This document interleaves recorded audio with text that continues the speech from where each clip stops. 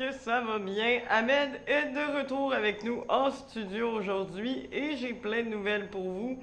Premièrement, je vais vous parler de Justin Trudeau, ensuite d'une personne qui voudrait trouver l'asile au Canada, même si elle y réside actuellement déjà, et qui risque de se retrouver à retourner dans son pays malgré les dangers que ça implique. Troisième nouvelle concernant Joe Biden. Et pour terminer, un voleur qui a été arrêté et qui volait des objets pour le moins surprenants. Et toi, Ahmed, de quoi vas-tu nous parler aujourd'hui? Merci beaucoup, Gab. Donc oui, je suis de retour en studio avec mes chers collègues, donc c'est vraiment le fun d'être ici. Mais aujourd'hui, je vais vous parler un peu du recap des Jeux du Québec de la semaine dernière, donc les plus beaux moments. Ensuite, je vais vous parler de l'Euro 2022, l'équipe anglaise féminine qui a pu l'emporter à la maison, et ainsi que Amanda Nunes qui a gagné son combat contre Juliana Peña pour reprendre sa ceinture des bantams. On vous en parle après la pause. Depuis Laval, Québec, bienvenue sur Groove Station Canada TV. Musique, culture, sport, actualité, ça se passe ici. Groove Station Canada TV, c'est votre TV. Vendredi dernier, le premier ministre Justin Trudeau a été dans une microbrasserie de l'île du Prince-Édouard, au Lone Oak précisément, et il n'a pas pu s'empêcher de prendre une photo pour y signifier sa présence comme à son habitude.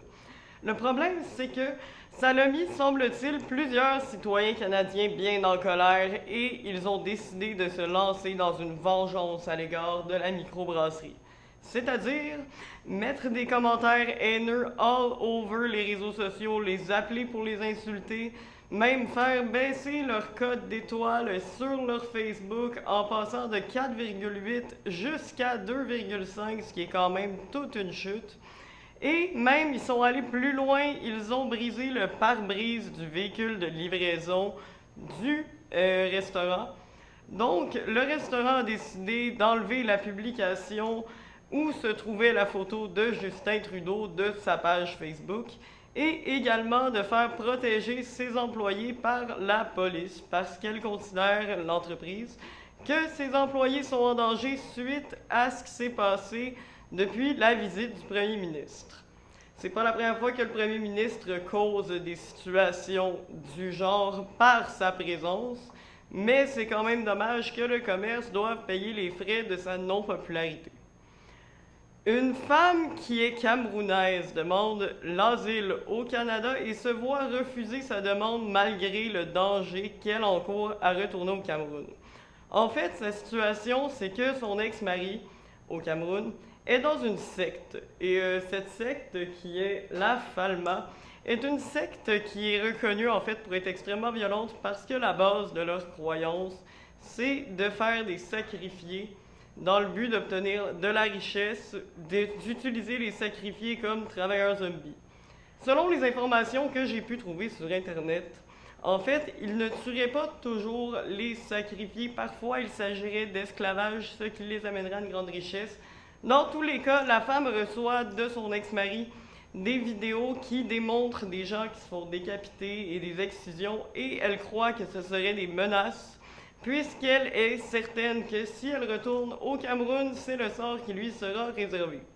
Actuellement au Canada, elle travaille pour la Garda et a décidé d'amener en appel la décision de la Commission de l'immigration et du statut de réfugié. Nous lui souhaitons bonne chance dans ses démarches car c'est quand même quelqu'un qui mériterait d'avoir asile au Canada pour sauver sa vie. Joe Biden est encore positif à la COVID. Oui, 2 fois en une semaine, c'est fort.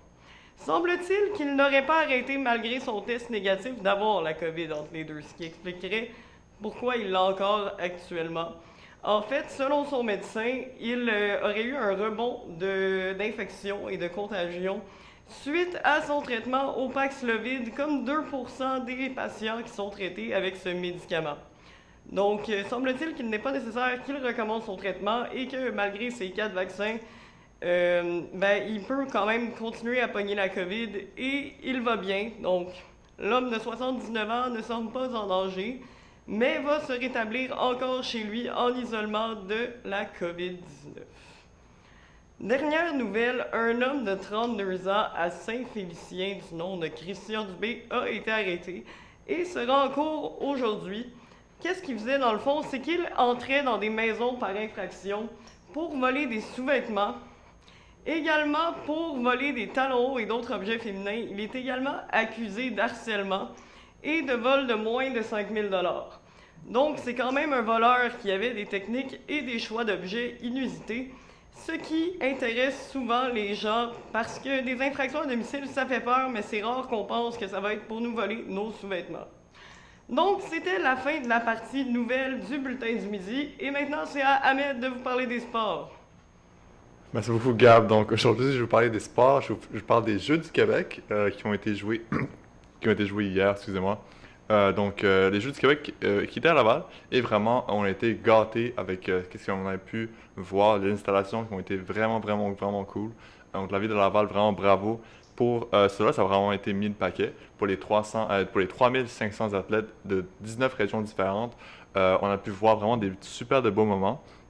Puis, avec les Jeux du Québec, puis avec les OBNL qu'on vous parle durant les dernières semaines, avec tous les OBNL de sport que j'ai pu vous montrer et présenter, on peut voir que pour la ville de Laval, c'est vraiment une ville de sport à part entière et qu'on peut la considérer comme une des meilleures au Québec. Selon moi et selon ce qu'on a pu voir aux Jeux du Québec.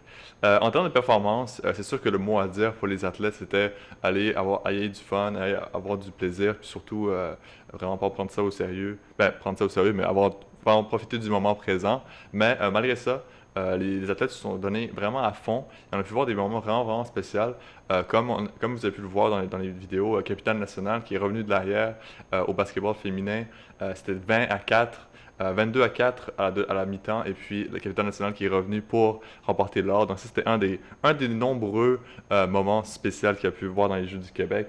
Et parlant en fait, c'était contre la Rive-Sud, mais parlant de la Rive-Sud, qui a vraiment raflé tout dans les Jeux du Québec, eux qui ont eu un doublé en soccer masculin ainsi que féminin, et qui ont remporté 67 médailles. C'est 4 de plus que le capitaine national qui a fini deuxième, et beaucoup plus que n'importe quelle autre région, même pas de proche. Là, vraiment, pour la Rive-Sud, c'était un carnage pour eux. Vraiment, ils ont tout gagné dans toutes les compétitions. Et pour notre ville, la ville de Laval, ils ont remporté 22 médailles. Dont 10 d'or.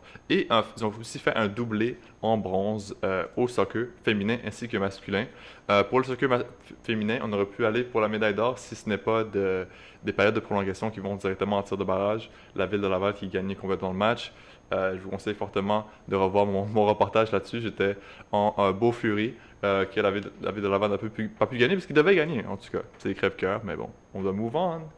Parlant de soccer, l'Euro 2022 qui s'est joué la finale cette fin de semaine, c'était en Angleterre et au légendaire stade Wembley a joué l'Angleterre contre l'Allemagne et l'Angleterre qui a gagné 2-1 son match. Donc félicitations à l'équipe anglaise.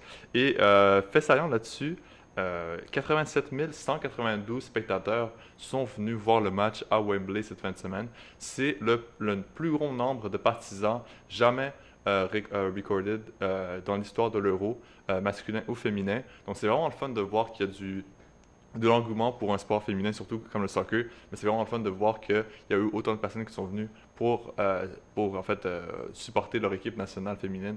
Donc c'est vraiment le fun de voir ça.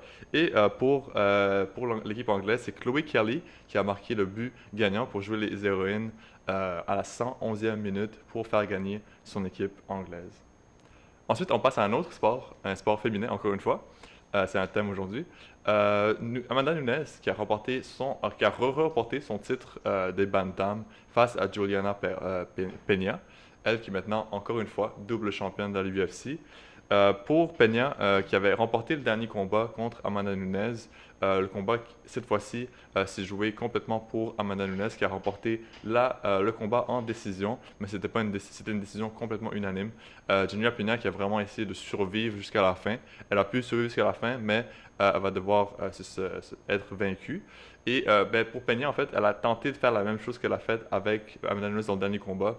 C'est d'essayer d'aller au sol, amener Amanda au sol, essayer de la finir en soumission. Mais pour Amanda, elle a vraiment trouvé la façon de pouvoir combattre cela, rester sur ses pieds. Et sur les pieds, il n'y a aucune femme dans le UFC qui est capable de rivaliser avec Amanda Nunes. Et elle a pu remporter le combat. Pour Dana White, il a été demandé c'est quoi l'avenir d'Amanda Nunes. Il a dit qu'un combat revanche pour finir la trilogie entre Amanda Nunes et, Valentina Shevchenko pourrait se faire. Valentina Shevchenko qui a perdu les 2 derniers combats. Est-ce que c'est un combat que vous voudriez voir? Est-ce que c'est quelque chose que vous voudriez être amené peut-être dans le UFC 280 ou 281? C'est à voir. Valentina Shevchenko qui est ma favorite dans la UFC en ce moment, mais Amanda Nunes qui est juste un beast, vraiment la lyonnaise du Brésil qui aurait tout gagné, n'importe quel combattant qui est devant elle. Donc ça c'est un peu triste, mais c'est à voir qui pourrait gagner contre elle. Merci beaucoup d'avoir suivi ce bulletin du midi. C'était Ahmed et Gab pour vos informations du jour. N'hésitez pas à liker cette vidéo si vous avez apprécié, à partager avec tous vos amis si ce n'est pas déjà fait, et aussi vous abonner. Ce serait vraiment, vraiment cool. Merci beaucoup et passez une très belle fin de journée. Et juste avant de finir, je voudrais juste faire un petit message pour